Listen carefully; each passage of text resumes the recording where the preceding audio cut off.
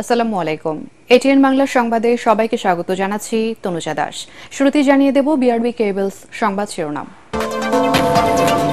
সংবিধানের মূলনীতি পরিবর্তন চায় না বিএনপি। ২৪ এবং ৭১কে একই কাতারে রাখার বিপক্ষে মত। ১৬৬টি সুপারিশের মধ্যে ১১৩টিতে সমর্থন এনসিপির।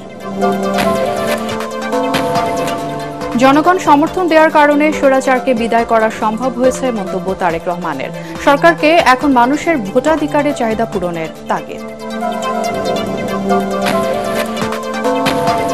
দেশে অস্থিতিশীল পরিবেশ সৃষ্টি করতে স্বৈরাচাররা প্রতিনিয়ত ষড়যন্ত্র করছে বললেন উপদেষ্টা রিজওয়ানা হাসান। গণমাধ্যমকে বস্তুনিষ্ঠ সংবাদ প্রচারের আহ্বান। এবং পহেলা বৈশাখ উদযাপনে বদলে যাচ্ছে মঙ্গল শোভাযাত্রার নাম। থাকবে ইসলামী দৃষ্টিভঙ্গি। ইউনেস্কোর স্বীকৃতিতে প্রভাব পড়বে না দাবি সংস্কৃতি উপদেষ্টার। শুনছিলেন বিআরবি কেবলস সংবাদ শিরোনাম, এবারে বিস্তারিত। সংবিধানের মূল ৪ নীতি পরিবর্তনের বিপক্ষে মত দিয়েছে বিএনপি। ৭১-এর মহান মুক্তিযুদ্ধ আর ২৪ গণঅভ্যুত্থানকে একই কাতারে অন্তর্ভুক্ত করার ব্যাপারে আপত্তি দলটির। দুপুরে জাতীয় ঐক্যমত্য কমিশনের কাছে লিখিতভাবে দলীয় মতামত জমা দেওয়ার পর বিএনপির স্থায়ী কমিটির সদস্য সালাউদ্দিন আহমেদ সাংবাদিকদের একথা জানান। একই দিনে সংস্কার নিয়ে নিজেদের লিখিত মতামত জমা দিয়েছে জাতীয় নাগরিক পার্টি এনসিপি। সংস্কারের গুরুত্বপূর্ণ ১৬৬টি সুপারিশের মধ্যে ১১৩টিতে একমত নতুন এই রাজনৈতিক দলটি। আরও জানাচ্ছেন মাজহারুল হক মুহাজির। রাষ্ট্র সংস্কার প্রস্তাবের সুপারিশ নিয়ে জাতীয় ঐকমত্য কমিশনের সঙ্গে তৃতীয় দিনের মতো সংলাপ। এতে অংশ নিতে জাতীয় সংসদ ভবনের এলডি হলে আসেন বিএনপির স্থায়ী কমিটির সদস্য সালাউদ্দিন আহমেদের নেতৃত্বে ৩ সদস্যের প্রতিনিধি দল। পরে জাতীয় ঐকমত্য কমিশনের কাছে লিখিতভাবে দলীয় মতামত জমা দেয় বিএনপি। এ সময় উপস্থিত ছিলেন কমিশনের সহসভাপতি আলী রিয়াজের নেতৃত্বে ৬ সংস্কার কমিশনের প্রধান। এরপর সংস্কার নিয়ে বেশ কিছু বিষয় সাংবাদিকদের কাছে পরিষ্কার করেন বিএনপি নেতা সালাউদ্দিন আহমেদ। প্রস্তাবনায় ২৪ আর ৭১কে একসাথে রাখা সমীচীন নয় বলে জানান তিনি। ওনারা ১৯৭১ সালের স্বাধীনতা যুদ্ধের সাথে একই কাতারে ২০২৪ সালের গণ অভ্যুত্থানকে নিয়ে এসছেন, যেটা আমরা মনে করি সমীচীন নয়। আগের প্রিয়েম্বলেই থাকা উচিত। ২০২৪ সালের গণ অভ্যুত্থানের অংশটি আমরা সংবিধানের অন্য জায়গায় কিভাবে তফসিলে, চতুর্থ তফসিলে অ্যাকোমোডেট করা যায় সেটা পরে আলোচনা করা যায়। তবে গণপরিষদ নির্বাচনের কোনো প্রয়োজনীয়তা দেখছে না বিএনপি। বিচার বিভাগের সুপারিশের প্রায় সবকটিতে একমত দলটি। আমরা এখন কত বছর, ৫৩-৫৪ বছরের পুরাতন রাষ্ট্র, আমাদের একটা সংবিধান আছে। সেই সংবিধানের হয়তো গণতান্ত্রিক চরিত্রটা বিনষ্ট হয়েছে, যার সাথে আমরা একমত নই, যার জন্য রাষ্ট্রীয় কাঠামো এবং গণতান্ত্রিক কাঠামোগুলো আমাদের বিনির্মাণ করা দরকার নতুন ভাবে। সেই জন্য আমরা সংবিধানের ব্যাপক সংশোধনী এনেছি। যারা এই গণপরিষদের দাবি করছে তারাও তো ৬৯টা প্রস্তাব দিয়েছে সংশোধনী, আমরা হয়তো তাদের চেয়ে একটু কম দিয়েছি। এগুলো আলোচনা করে আমরা একটা বৃহত্তর ঐক্যমতের ভিত্তিতে এসে সংবিধানের একটা ব্যাপক সংশোধিত সংবিধান পেতে পারি। সেই সংবিধানকে তারা নতুন সংবিধান বলতে পারে, আমাদের তো আপত্তি নেই।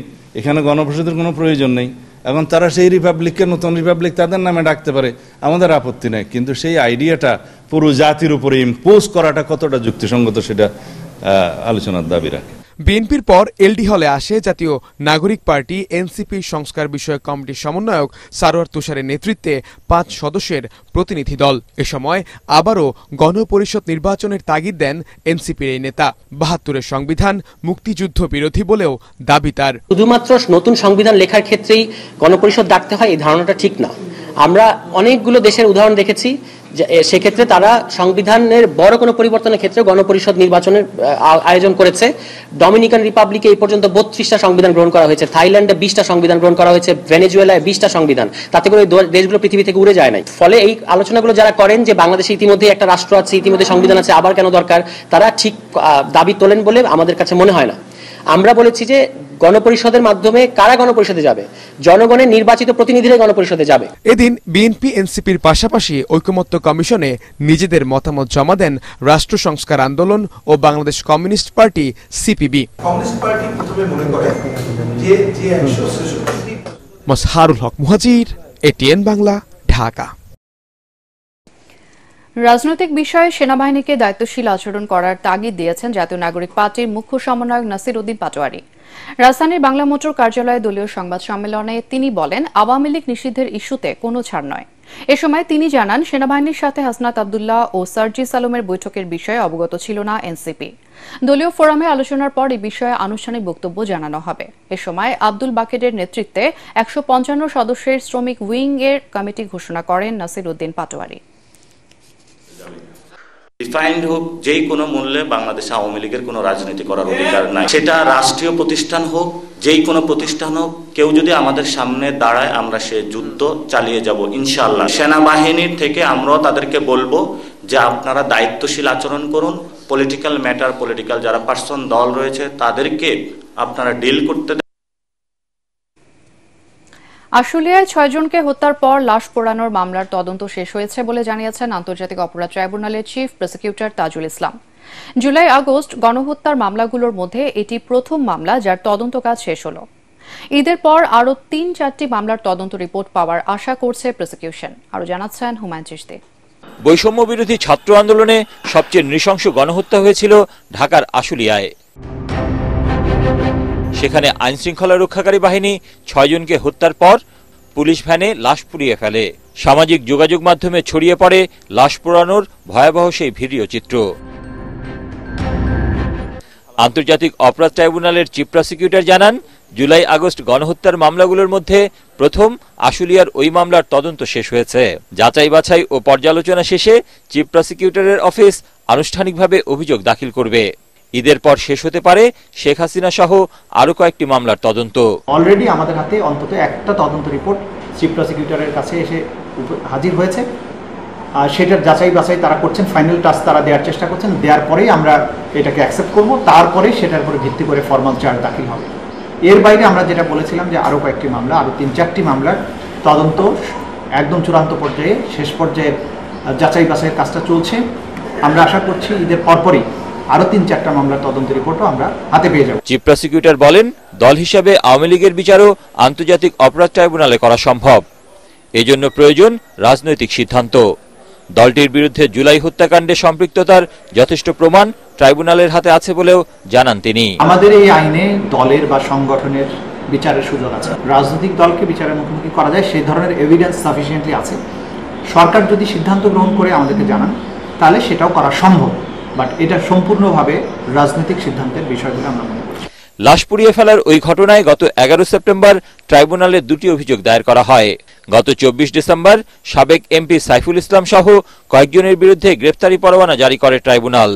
সাইফুল ইসলাম পলাতক থাকলেও ঢাকার সাবেক অতিরিক্ত পুলিশ সুপার আব্দুল্লাহিল কাফি, সাভার সার্কেলের সাবেক অতিরিক্ত পুলিশ সুপার শাহিদুল ইসলাম, তখনকার ওসি AFM সায়েদ, ডিবি পরিদর্শক আরাফাত হোসেন, SI মালেক ও কনস্টেবল মুকুল এখন কারাগারে। হুমায়ুন চিশতি, ATN বাংলা, ঢাকা। জনগণ সমর্থন দেয়ায় স্বৈরাচারকে বিদায় করা সম্ভব হয়েছে, তাই জনগণের প্রত্যাশাকে সর্বোচ্চ গুরুত্ব দেবার আহ্বান জানিয়েছেন বিএনপির ভারপ্রাপ্ত চেয়ারম্যান তারেক রহমান। রাজধানীর একটি হোটেলে জাতীয়তাবাদী সমমনা জোট আয়োজিত ইফতার মাহফিলে তিনি বলেন, এখন জনগণের রাজনৈতিক ও ভোটাধিকার ফিরিয়ে দেওয়ার চাহিদা পূরণ করতে হবে। তারেক রহমান বলেন, জনগণের রাজনৈতিক অধিকার প্রতিষ্ঠা করতে পারলেই সরকার জবাবদিহিতায় বাধ্য থাকবে।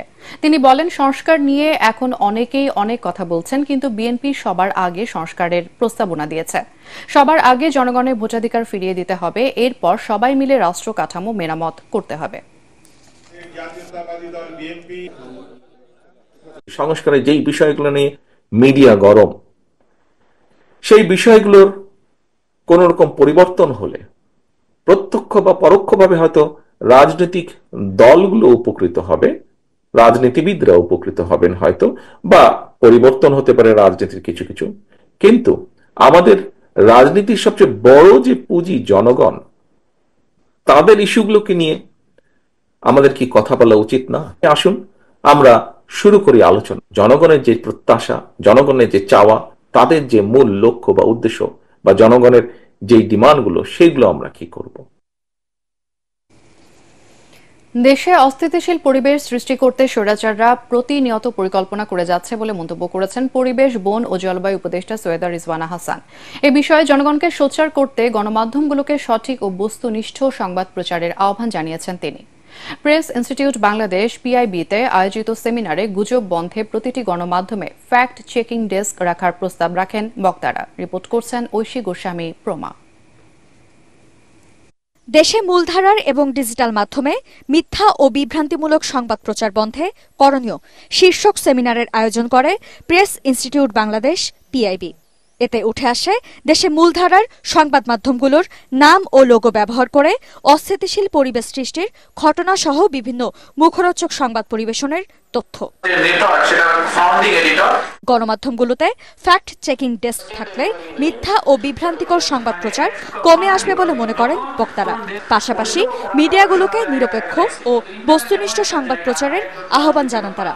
সরকারকে উদ্যোগ নিতে হবে, প্রত্যেকটা হাউসকে উদ্যোগ নিতে হবে এবং প্রত্যেকটা হাউসের মধ্যে কোলাবোরেশন লাগবে। যেভাবে আমাদের এই সোশ্যাল মিডিয়া এবং এই ডিজিটাল টেকনোলজিকে আমরা অপব্যবহার করছি, তাতে আমাদের কিশোরীরা যেমন ঘরের বাইরে যেতে পারতেছে না এবং অনেক সময়ই দেখা যাচ্ছে যে তারা অনেক অল্প বয়সী গৃহবন্দী হচ্ছে, বাবা মা বাধ্য হচ্ছে তাদের অল্প বয়সী বিয়ে করতে। এ সময় পরিবেশ, বন ও জলবায়ু উপদেষ্টা বলেন, যারা ফ্যাসিস্টের পক্ষপাতিত্ব করেছে, জুলাই হত্যাকাণ্ডের সমর্থন করেছে, তাদের অনুশোচনার সুযোগ দিয়ে সামনের দিকে এগিয়ে যেতে হবে। ৬-৭ মাসের একটা সম্পূর্ণ অপ্রস্তুত সরকার, আমরা যে এই দামটা কমিয়ে রাখতে পেরেছি, আমরা যে লোডশেডিং এর হাত থেকে মানুষকে মুক্তি দিতে পেরেছি, সেটা তো প্রচার হচ্ছে না। কাজে ভুল তথ্য, অপতথ্য প্রচার হচ্ছে তা না, ভালো কাজটাও যে সঠিকভাবে প্রচার হচ্ছে বা সমান মাত্রায় প্রচার হচ্ছে তা না। আমাদের বুঝতে হবে যে অপপ্রচারগুলো কেন চলছে। যদি আমরা ওইটুকুন বুঝি তাহলে কিন্তু অপপ্রচারের ফাঁদে আমরা পা দেব। এ সময় সংবাদকর্মীদের নিয়মিত বেতন ভাতা পরিশোধ ও ন্যূনতম বেতন দেওয়ার ক্ষেত্রে গণমাধ্যমগুলোকে সোচ্চার হওয়ার আহ্বান জানান বক্তারা। ঐশী গোস্বামী প্রমা, এটিএন বাংলা, ঢাকা। পহেলা বৈশাখ উদযাপনে বদলে ফেলা হচ্ছে মঙ্গল শোভাযাত্রার নাম। নতুন নাম হতে পারে নববর্ষের শোভাযাত্রা।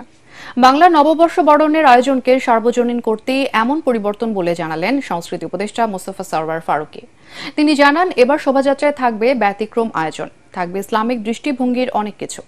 এসব পরিবর্তনে শোভাযাত্রা ইউনেস্কোর স্বীকৃতি হারাবে না বলে মনে করছেন উপদেষ্টা। রিপোর্ট মাহবুব কবির চপলের।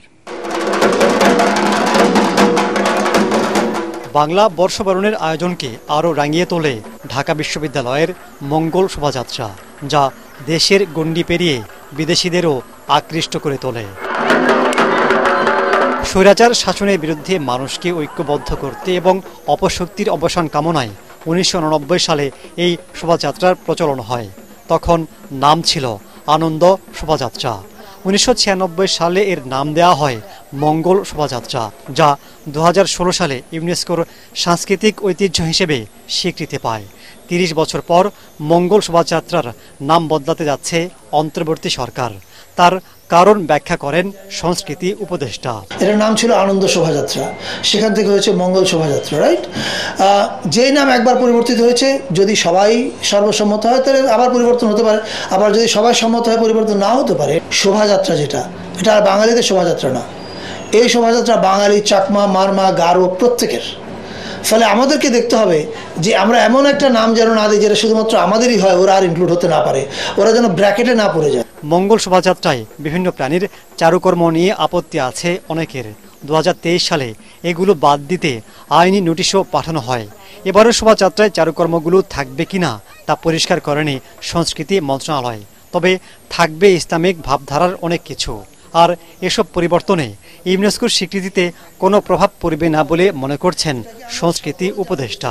ইউনেস্কো এই শোভাযাত্রাকে স্বীকৃতি দিয়েছে এবং ইউনেস্কো আগামীবার জানবে এই শোভাযাত্রা আরও বড় হয়েছে, আরও ইনক্লুসিভ হয়েছে। সো ইউনেস্কো এটাতে খুশি হওয়ার কারণ হবে, আপত্তি করার কোনো কারণ নেই। কারণ আমরা বরং এতদিন আমাদের দেশের অনেকগুলো জাতিগোষ্ঠীকে মাইনাস করে এসেছিলাম, আমরা এটাকে সংশোধন করছি। যারা ইসলামী সংস্কৃতিতে, একই সাথে আমরা তো এখানে সংখ্যাগরিষ্ঠ মুসলমান, তো সেই হিসেবে ইসলামিক সংস্কৃতির প্রতিফলন কিভাবে আমাদের বিভিন্ন অনুষ্ঠানে করা যায় সেই বিষয়ে আলোচনা হয়েছে। উপদেষ্টা জানান, বর্ষবরণের আয়োজন সন্ধ্যার মধ্যেই শেষ করবার বাধ্যবাধকতা থাকবে না। নিরাপত্তা নিশ্চিত করা হলেও থাকবে না বাড়াবাড়ি। আগে যেরকম সামনে র্যাব পিছে র্যাব দিয়ে মিছিল করতে হতো সেটা করতে হবে না। মাহবুব কবির চপল, ATN বাংলা, ঢাকা। কথাগুলো বলতে চাই। অ্যাপল নেটওয়ার্ক লিমিটেড এবং ভিশন টেক লিমিটেডের চেয়ারম্যান এবং ব্যবস্থাপনা পরিচালকের বিরুদ্ধে প্রায় 1000 কোটি টাকা পাচারের মামলায় চার্জশিট দাখিল করেছে দুর্নীতি দমন কমিশন।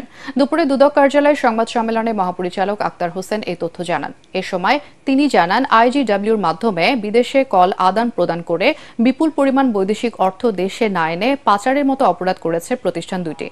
প্রতিষ্ঠান দুটির দায়িত্বে থাকাকালে এই অপরাধ করেন তারা। Apple network limited money laundering প্রতিরোধ 2012 অনুযায়ী এই অর্থ বাংলাদেশে ফেরত আনার কথা, কিন্তু সেই রেমিটেন্স বাংলাদেশে এখন পর্যন্ত আনা হয়নি। এই অপরাধে তাদের এই দুটি প্রতিষ্ঠানের ব্যবস্থাপনা পরিচালক এবং চেয়ারম্যান হিসেবে যারা দায়িত্ব পালন করেছেন তাদের বিরুদ্ধে তদন্তকালে অপরাধ প্রমাণিত হয়েছে। সেজন্যই এই দুটি প্রতিষ্ঠানের ব্যবস্থাপনা পরিচালক এবং চেয়ারম্যানদের বিরুদ্ধে চার্জশিট দাখিলের সিদ্ধান্ত গৃহীত হয়েছে। জুলাই অভ্যুত্থানে আহতদের পাশে থাকার প্রতিশ্রুতি দিয়েছেন সেনাবাহিনী প্রধান জেনারেল ওয়াকারুজ্জামান। জুলাই অভ্যুত্থানে আহতদের সৌজন্যে সেনা সদর দপ্তরে ইফতার মাহফিলে তিনি একথা বলেন। ইফতারের আগে বক্তৃতায় জাতির জন্য গুরুত্বপূর্ণ অবদান রাখায় আহতদের প্রতি কৃতজ্ঞতা জানান সেনাপ্রধান। তিনি বলেন, আহতদের চিকিৎসায় সবসময় তৎপর থাকবে সেনাবাহিনী। এছাড়া জুলাই অভ্যুত্থানে আহতদেরকে জাতিকৃতি সন্তান উল্লেখ করে তাদেরকে আর্থিক সহায়তার আশ্বাস দেন জেনারেল ওয়াকারুজ্জামান।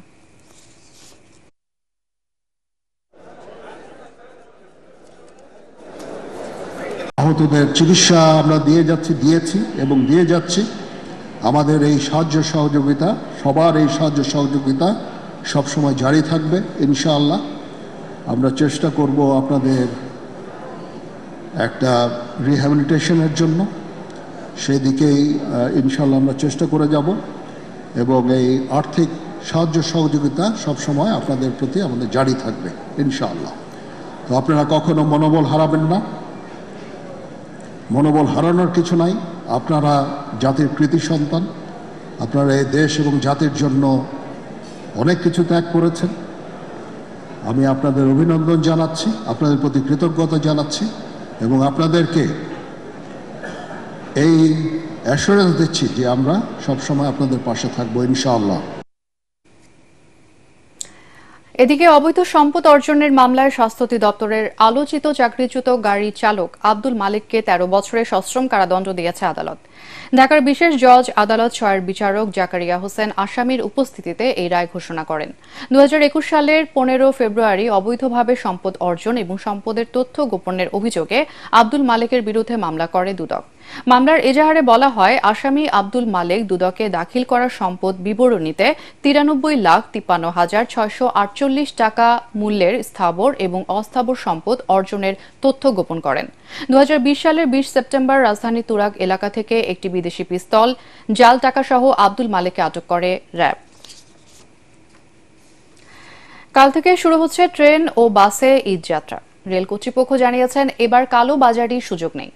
স্টেশনে কয়েক স্তরের নিরাপত্তা ভেদ করে কেউ অন্যের টিকিটে ভ্রমণ করতে পারবে না বলেও হুঁশিয়ারি দিয়েছেন কমলাপুর স্টেশন ম্যানেজার। তবে বাসে অতিরিক্ত ভাড়া আদায় বন্ধে দৃশ্যমান কোনো উদ্যোগ নেই বলে অভিযোগ যাত্রীদের। পরিবহনে এই নৈরাজ্য বন্ধের দাবি জানিয়েছে যাত্রী কল্যাণ সমিতি। আরও জানাচ্ছেন আদ্দিন সজীব। ঈদ মানেই যেন টিকিট বিড়ম্বনা। অনলাইনে ট্রেনের টিকিট এই আছে এই নেই, আছে কালোবাজারি কিংবা অবৈধ উপায়ে টিকিট নেয়ার অভিযোগও। কিন্তু এসব বন্ধ হচ্ছে না কেন, সেই প্রশ্ন উঠছে ঈদ যাত্রা শুরুর আগ মুহূর্তে। অনলাইন টিকিটের ক্ষেত্রে কালোবাজারির কোনো সুযোগ নাই। এটা কারণ হলো আপনারা জানেন এনআইডির মাধ্যমে এবং ওটিপির নিজস্ব মোবাইলে ওটিপি যাবে, সুতরাং সেক্ষেত্রে কালোবাজারের সুযোগ নাই। যারা টিকিট পায় নাই, এখন আপনারা জানেন সরবরাহ চাহিদা থেকে সরবরাহ কম থাকলে সবাই টিকিট পাবে না, এটাই স্বাভাবিক। আমাদের আপনার ঈদ যাত্রা যখন টিকিট দিয়ে আপনারা দেখছেন এক এক দিন 1 কোটি পর্যন্ত 1 কোটি 1.25 কোটি পর্যন্ত হিট হয়েছে। সোমবার থেকে আনুষ্ঠানিকভাবে ঈদ যাত্রা শুরু, সেজন্য সব প্রস্তুতি শেষ করেছে রেলওয়ে কর্তৃপক্ষ। যাত্রী সেবা নিশ্চিতে তাদের স্পষ্ট বার্তা, এবার অবৈধ উপায়ে স্টেশনে ঢুকতে পারবেন না কেউই, থাকছে কয়েক স্তরের চেকপোস্ট। মানুষ যদি ইচ্ছাকৃতভাবে অন্যের আইডিতে ভ্রমণ করার চেষ্টা করে, সেটা হলো অবৈধ উপায় অবলম্বন করা। আর এই অবৈধ উপায় অবলম্বন করলে আমরা বাড়াও জরিমানার বিধান রেখেছি, শাস্তিমূলক ব্যবস্থার বিধান রেখেছি। আর সেক্ষেত্রে আমাদের বিভিন্ন স্তরে চেকিং প্রোগ্রাম আছে। আমাদের প্ল্যাটফর্ম প্রবেশমুখে 2 বা 3 বার চেকিং হবে, ট্রেনে চেকিং হবে এবং ডেস্টিনেশনে গন্তব্যস্থলে আবার চেকিং হবে। এবার ঈদের লম্বা ছুটি হলেও কাঙ্ক্ষিত দিনের টিকিট না পেয়ে অনেকেরই পিছিয়েছে ঈদযাত্রা। তবে সড়কপথের ভোগান্তির চেয়েও এবার বেশি অভিযোগ অতিরিক্ত ভাড়া আদায় বন্ধে এখনও নেই কার্যকর উদ্যোগ। যদিও বাস কর্তৃপক্ষ বলছে বিআরটি এর নির্ধারিত ভাড়াই নেওয়া হচ্ছে। আমার ঝিনাইদহ অঞ্চলে ভাড়া হয় 650, এখানে আছে 750 চাচ্ছে, আবার এসি বাসে চাচ্ছে 1150। মানে এটা যে কিভাবে হচ্ছে, এসি বাসে আগে ছিল 850, এখন হচ্ছে ঈদের সময় হচ্ছে ওইটা 100 করে ইনক্রিজ করছে 750 করে। এমনি সময় চার্টের থেকে কম ভাড়ায় টিকিট বিক্রি হয়, 50 টাকা 100 টাকা ছাড় দিয়ে নেয়। ঈদের সময় সেটা ছাড় নাই, এজন্য পাবলিক মনে করতেছে বেশি নিচ্ছে। এখনো ঈদে সড়ক, নৌ এবং আকাশপথে বাড়তি ভাড়া আদায় হচ্ছে জানিয়ে যাত্রী কল্যাণ সমিতি বলছে নৈরাজ্য বন্ধে দ্রুত কঠোর ব্যবস্থা নিতে হবে সরকারকে। তবে নানা উদ্যোগ আর আশ্বাসের পর শেষ পর্যন্ত ঈদযাত্রা কেমন হবে তার দিকে তাকিয়ে ঘরমুখ মানুষ। আব্দিন সজীব, এটিএন বাংলা, ঢাকা। ঈদ উৎসবকে রাঙাতে বাড়ছে ডিজিটাল কেনাকাটা। হয়রানি ছাড়াই মোবাইল ব্যাংকিং, ডেবিট ও ক্রেডিট কার্ডের মাধ্যমে প্রয়োজনীয় লেনদেন করছেন অনেকে। প্রায় 4.25 কোটি ডিজিটাল কার্ডে লেনদেনের পরিমাণ 60,000 কোটি টাকা ছাড়িয়ে যেতে পারে বলে মনে করছেন ব্যাংকাররা।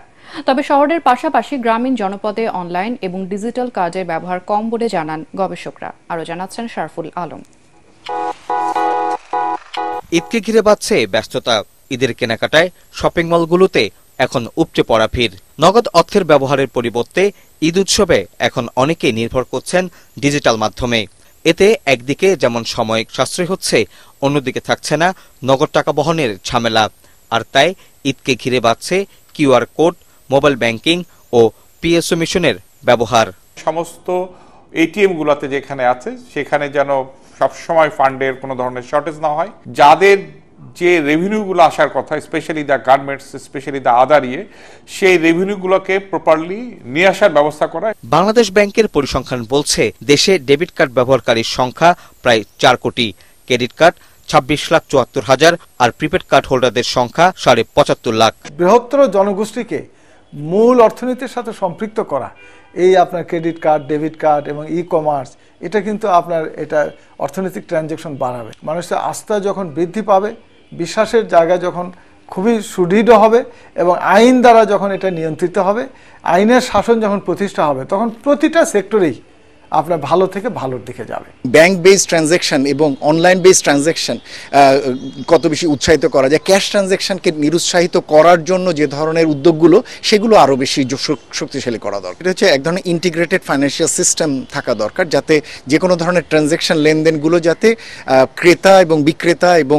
মধ্যবর্তী যারা রয়েছেন এজেন্ট, তারা যেন সকলেই ওটির অংশ হয়। তাহলে আপনি ওই ধরনের একটা সিস্টেমের ভিতরে যে কোনো এই ধরনের ডিজিটাল কার্ড ইন্ট্রোডিউস করলে সেটির প্রয়োগ অনেক বাড়বে। বিভিন্ন পণ্য ও সেবায় দেশ জুড়ে ডিসকাউন্ট দিচ্ছে প্রতিষ্ঠানগুলো। আর মোবাইল ব্যাংকিং এ 23,86,76,000 গ্রাহকরা সহজেই তাদের ঈদের কেনাকাটা করছেন, যেখানে প্রতিদিন লেনদেন হচ্ছে 1,64,739 কোটি টাকা, যা তাদের ঈদ কেনাকাটাকে অনেকটাই সহজ করে তুলছে। শারফুল আলম, এটিএন বাংলা, ঢাকা। আগামী 7 থেকে 10 এপ্রিল ঢাকায় অনুষ্ঠিত হতে যাচ্ছে 4 দিনব্যাপী ইনভেস্টমেন্ট সামিট। এতে অংশ নেবে চীন, যুক্তরাষ্ট্র, জাপান, দুবাই সহ দেশি বিদেশি বহুজাতিক অনেক প্রতিষ্ঠান।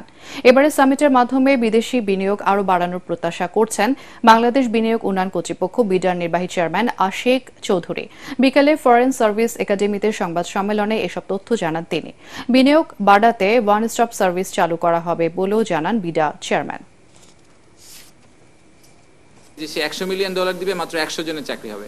আমার $100 মিলিয়ন 100 জনের চাকরি দরকার নেই, আমার $10 মিলিয়ন 1000 জনের চাকরিটা আমার জন্য খুবই বেশি ইম্পর্টেন্ট, আমার দেশের জন্য।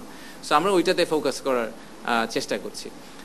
আর ফাইনালি আরেকটা কনসেনসাস রিলেটেড ছোট্ট একটা পয়েন্ট বলি, সেটা আসলে আমার আগে মেনশন করা উচিত ছিল। আমাদের কিছু পার্টনার আছেন যারা মাল্টিল্যাটারাল এবং আসলে গ্লোবাল পজিশনে তারা যথেষ্ট ইনফ্লুয়েন্স ক্রিয়েট করে ইনভেস্টরদের জন্য। ঈদকে সামনে রেখে কুমিল্লার বাটিক গ্রামে বেড়েছে ব্যস্ততা। বাটিক কারখানার কারিগরদের এখন দম ফেলারও সময় নেই। দেশের বিভিন্ন জেলা থেকে অর্ডার আসছে, সময় মতো কাপড় সরবরাহ করতে ভোর থেকে গভীর রাত পর্যন্ত চলছে কাজ। কুমিল্লার প্রতিনিধি খায়রুল হাসান মানিকের পাঠানো রিপোর্ট জানাচ্ছেন আসিফুর রহমান সাগর। দেশের গণ্ডি পেরিয়ে বিদেশেও দিন দিন বাড়ছে কুমিল্লার বাটিক কাপড়ের চাহিদা। ঈদে সেই চাহিদা যায় আরও বেড়ে, ফলে কুমিল্লার বাটিক গ্রাম খ্যাত কমলপুরের কারখানাগুলোতে দিন রাত চলছে কর্মযজ্ঞ। কারখানাগুলোতে তৈরি হচ্ছে বাটিক শাড়ি, 3 পিস, বিছানার চাদর, লুঙ্গি ও পর্দার কাপড়। ক্রেতাদের চাহিদার কথা বিবেচনায় রেখে এবছর বাটিক কাপড়ে নতুন নতুন ডিজাইন আনা হয়েছে। আমরা ঈদকে সামনে রেখে আমাদের কাজ পর্যাপ্ত পরিমাণ বাড়িয়ে দিয়েছি, নতুন ডিজাইন ঈদ কালেকশন করতেছি। এটা কিনা যাই হোক, কিন্তু গ্রামাল চাপ আরো বেশি থাকবে। ঈদেরও নতুন ডিজাইন আসছে, এই যে নতুন ডিজাইন এগুলো শাড়ি। ঈদকে সামনে রেখে আমরা সুতির মধ্যে এবং সিল্কের মধ্যে কিছু নতুন নতুন ডিজাইন তৈরি করতেছি। এখন যা করতেছি সব আপডেট মডেল। বাটিক কাপড়ের ডিজাইনের বৈচিত্র্যময়তা সবসময় ক্রেতার পছন্দের তালিকার শীর্ষে থাকে। প্রতি বছরই নতুন নতুন ডিজাইন আনা হয় কাপড়গুলোতে। এক্সক্লুসিভ কিছু ডিজাইন করা হয় সুতি ও সিল্ক কাপড়েও। থান, এক্সক্লুসিভ 3 পিস, বাটিকের শাড়ি, বাটিকের সিল্কের শাড়ি এবং বাটিকের সিল্কের 3 পিস ইত্যাদি সমারোহ নিয়ে এবার আমাদের জাঁকজমকপূর্ণই আমাদের বাটিকের শিল্প আমরা দোকানে তুলেছি। দামে সস্তা ও আরামদায়ক হয় সব শ্রেণীর ক্রেতার পছন্দের তালিকায় থাকে কুমিল্লার বাটিক কাপড়। Bureau report, ATN Bangla. এবার আল আরাফা ইসলামী ব্যাংক অর্থ সংবাদ।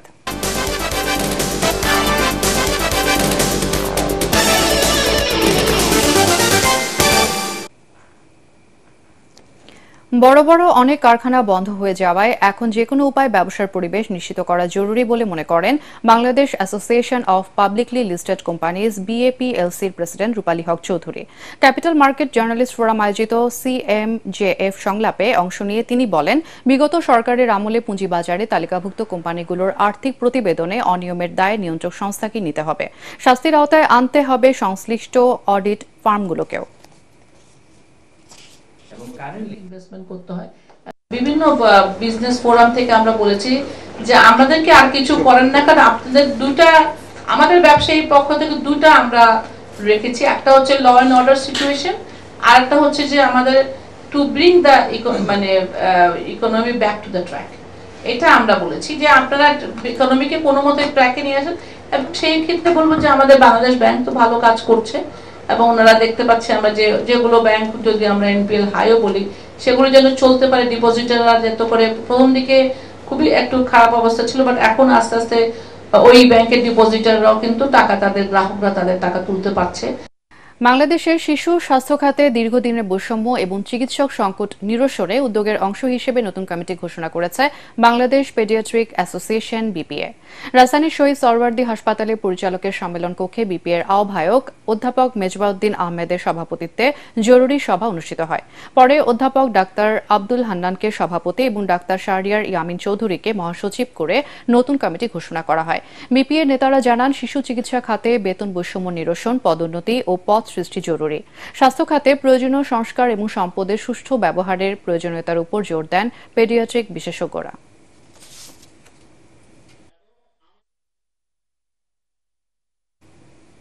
রাজধানীতে রমজান জুড়ে বিনামূল্যে ইফতার সামগ্রী বিতরণ করছে স্বেচ্ছাসেবী সংগঠন প্রচেষ্টা ফাউন্ডেশন। মহাখালী, মিরপুর, শ্যামলীর শিশু মেলা, করাইলবস্তি এবং তেজগাঁয়ের বেগুনবাড়ি এলাকায় প্রচেষ্টা বুথ থেকে প্রতিদিন 600 থেকে 700 জন সুবিধা বঞ্চিত মানুষ এবং পথচারী ইফতার করছেন।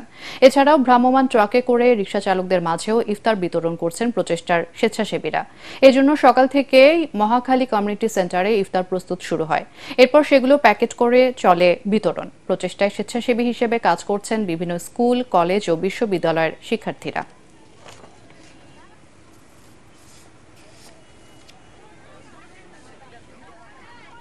এবার পাটেক্স খেলার খবর।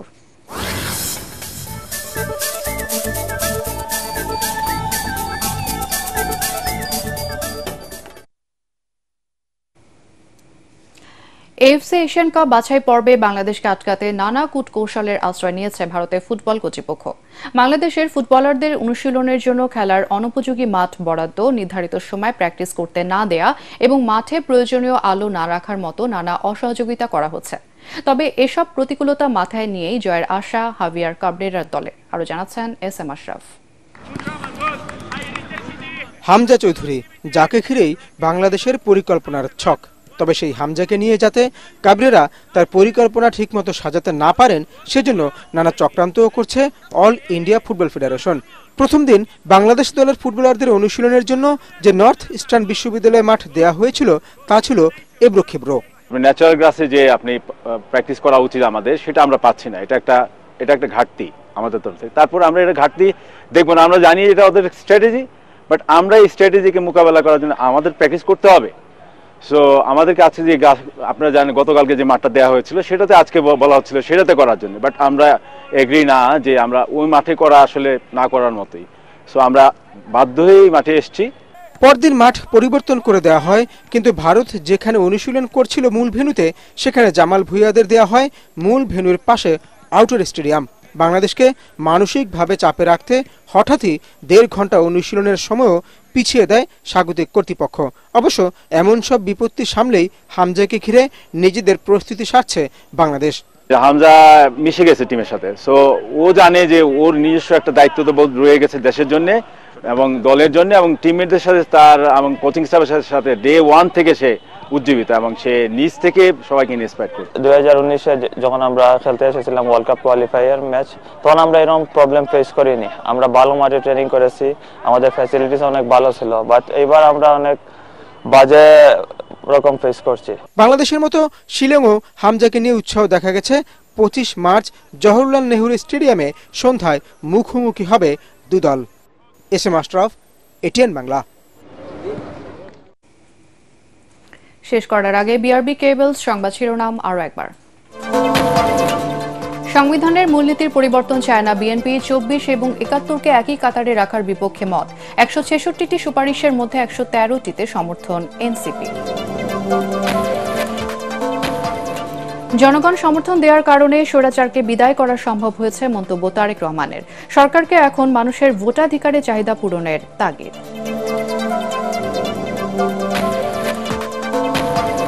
দেশে অস্থিতিশীল পরিবেশ সৃষ্টি করতে স্বৈরাচাররা প্রতিনিয়ত ষড়যন্ত্র করছে, বললেন উপদেষ্টা রিজওয়ানা হাসান। গণমাধ্যমকে বস্তুনিষ্ঠ সংবাদ প্রচারের আহ্বান। এবং পয়লা বৈশাখ উদযাপনে বদলে যাচ্ছে মঙ্গল শোভাযাত্রার নাম। থাকবে ইসলামী দৃষ্টিভঙ্গি। ইউনেস্কোর স্বীকৃতিতে প্রভাব পড়বে না, দাবি সংস্কৃতি উপদেষ্টা।